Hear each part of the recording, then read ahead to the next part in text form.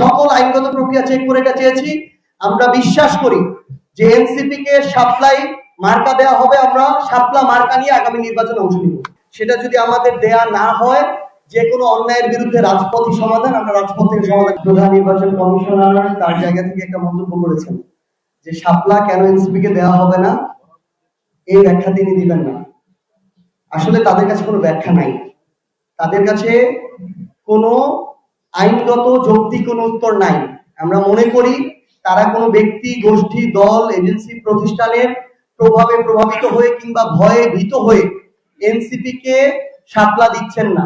সকল আইনগত প্রক্রিয়া চেক করেছি, সেটা চেক করেই আমরা শাপলা মার্কা চেয়েছি। আমরা আমাদের জায়গা থেকে মনে করি যে একটা অভ্যুত্থানের পরে এরকম একটা স্বাধীন প্রতিষ্ঠান তাদের জায়গা থেকে কারো সাথে কোনো অন্যায় করবেন না এবং আইনের বাইরে যাবেন না। তারা যদি এটা করেন তাহলে তাদের অধীনে যারা একটা স্বচ্ছ নির্বাচন প্রত্যাশা করে তারা একটা স্বচ্ছ নির্বাচনের আস্থা পাবে না এবং তারা তাদের সেই গ্রহণযোগ্যতা এখনই হারাবে।